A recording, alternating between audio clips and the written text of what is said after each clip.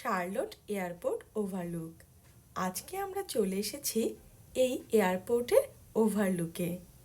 এয়ারপোর্টের ওভারলুক হলো যেখানে আসলে আপনি প্লেনের টেক অফ এবং ল্যান্ডিং দেখতে পাবেন। শার্লট এয়ারপোর্টে প্রজেক্ট চলছে, তাই ওদের ওভারলুকটি বেশ কিছুদিন বন্ধ ছিল এবং নতুন করে ওরা এই ওভারলুকটি ওপেনিং করেছে। এখনও যদিও কাজ চলছে, তাই ভালো ভিউ এখনও পুরোপুরি পাওয়া যাচ্ছে না, কিন্তু তবুও যতটা পাওয়া যায় সেটাও কিন্তু মন্দ না। আমরা তাই দেখে ফেললাম কিছু ল্যান্ডিং আর সেই সাথে কয়েকটি টেক অফও।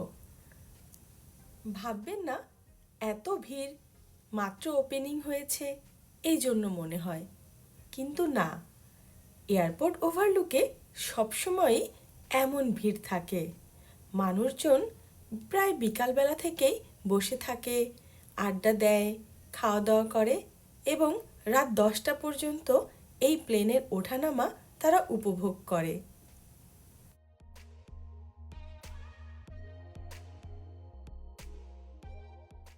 ওভারলুকে নতুন করে ওরা যে জিনিসটি করেছে সেটা হলো বাচ্চাদের এই পার্ক।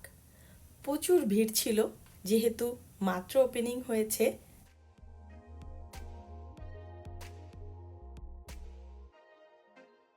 বাচ্চারা যেহেতু খুব বেশিক্ষণ প্লেন দেখে মজা পাবে না, তাই এই পার্কই হলো বাচ্চাদের আসল বিনোদন।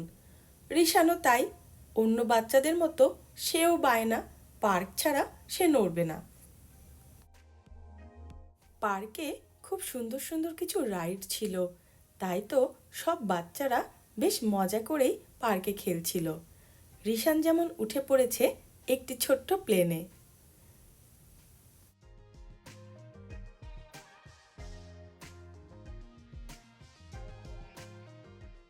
এবার রিশান পেয়ে গেছে তার পছন্দের গাড়ি।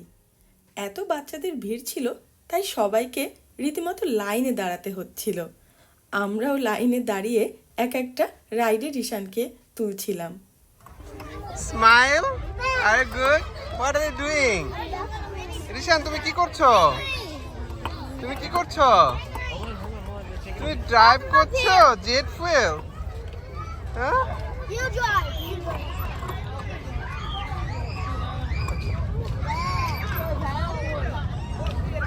Rishan good job. রিশান কি ড্রাইভ করছে? রিশান কি ড্রাইভ করছে? যাও।